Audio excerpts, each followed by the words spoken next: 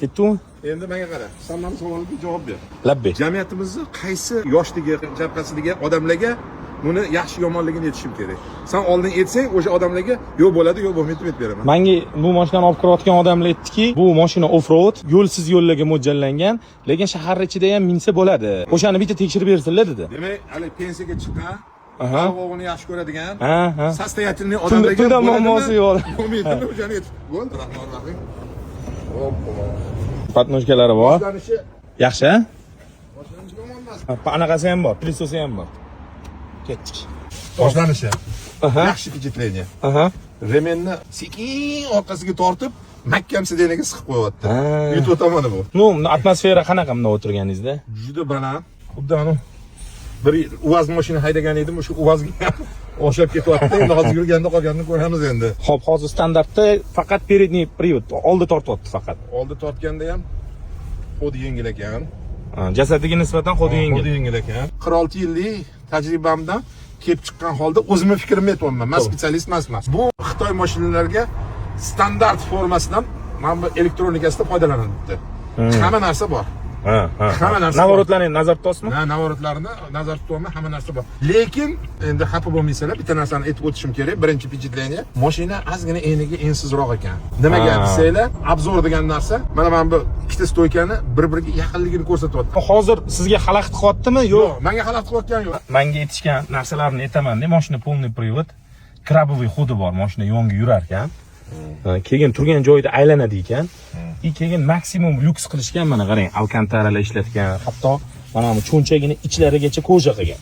Mana bu ham koja ekan. Toqqa chiqadiganlar uchinchi blokirovkalari, qorda yuradigan, qumda yuradigan. Bu sport rejim, полный привод bo'ldi. Hop, qor rejimiga o'tdi. Hop, loyga, qumga. Bu tog'li anaqasi. Reski o'zgaryapti. Mana to'g'risida shuni ishga tushdi. Reski o'zgaryapti. Mashinada pnevmopodveska bor. Eng yutug'i shu, menimcha, o'tirishdan oldimdan nazar soldimda, mashinani g'ildiragi, ana ko'tar clearance juda ham yuqori. Baland, a? Mashina shunaqa g'ovda bilan bunaqa yumshoq bo'lishi qiyin, a? Juda ham kamdan kam ishlaydigan hol. 737 ta loshatka ot kuchi bor ekan. Krutyashi aylanish lahzasi bor, krutyashi mana 1000 ta ekan. 1000 lahza, 1000 newton-metr. Lyuk bor, anaqa emas, panoramani o'zi emas, o'sha katta lyuk bor. Sizga savol, lyuk o'zi ishlatasizmi, ishlatmaysizmi? Lyukka navaralar bilan yurganda ozgina orqa tomonni hozir ko'tarib qo'yaman xolos.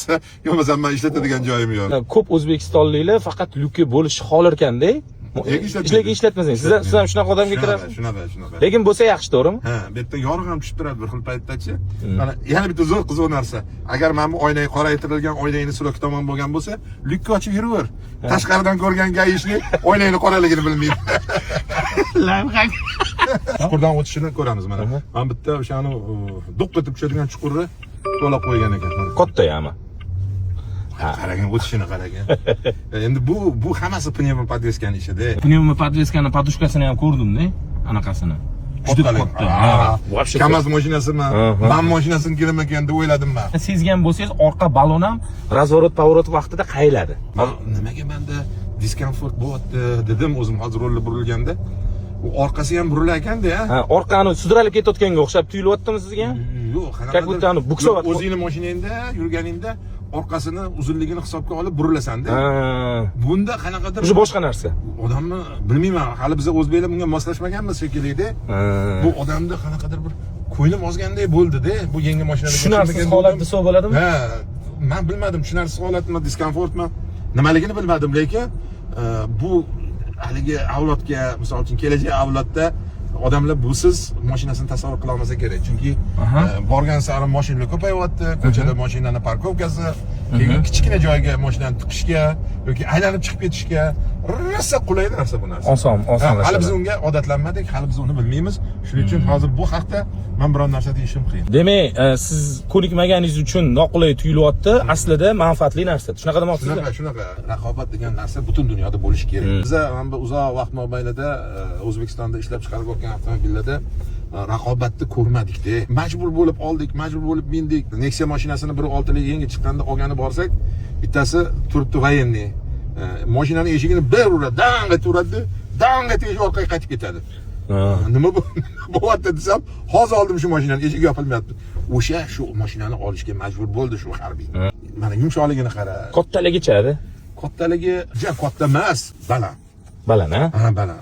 Yo'q, gabaritchi mana oldida bundoq qaraganingizda oldingizda mashinalar oyoq ostidan o'tayotgandek his qilasizmi yo jamcha emas? Endi mani mashinam ham balandroq. Bu undan ancha baland ekan. Bitta xolodilnigi borligini aytmanman sizga. Xolodilniga yurishga bo'larmikin? Misol 1100 kilometr ekan. Vodiyga borib kelsang, muzdek o'rtalaring bilan yurganingda suvni solib qo'yib, ko'lani solib qo'yib ichishga yaxshi, zo'r. Boshida o'zingiz aytdingiz, ana puldan muammosi yo'q odamlargami deb so'radingiz. Shunaqaga eganda, ya'ni uzoq yo'lga, topoga. Mashinaning narxi 68 ming dollar ekan. Li bilan konkurent hisoblanadi. Narx tomonlama aytyapman. Bu o'sha baliq oviga chiqishga, tog'larga, qiyaliklarga chiqishga, dam olishga, oshiqadigan insonlar bor, hozir pulni zo'r topayotgan biznesmenlar. Bu pensionerlar deb ham bo'lmaydi endi, kim biladi endi. O'shani pulni zo'r topayotganlar mashina tog'larga, tepalarga chiqib, qumlarga chiqib, ya'ni o'zini adrenalinini sindirib maza qilib keladi. Qarang, yana bitta savol. Shahar ichiga ham minsa bo'ladimi? Bo'ladi. Bo'ladi. Mashina yumshoq. Endi men bu probkali holatlarga kirish kerak. Probkali holatlarda u yog'indan mashina, bu yog'indan mashina chiqib oldinga anaqa siqilaveradi. Bitta narsa yutug'i bor buni. Bu katta mashina ekan, qimmat mashina ekan, hamma u yoq-yog'ingdan siqmaydi, lekin ma'lum bir payt o'tgandan keyin buni ham siqib ketishadi. Adam mashinalari deb past, ana tuta mashina emas-da. Lekin bu bilan solishtirganda ancha past bo'lib qoldi. Hozir adam bilan gaplashdik, mana bu balon ham kichkina turibdi, bundan ham katta taksi ko'tarar ekanda. Shina bundan ham shuraki bo'lsa. Lekin mana podushkasini qarang, semizligini, o'shanga yumshoq ekanda. 20 ekan. 20 ekan.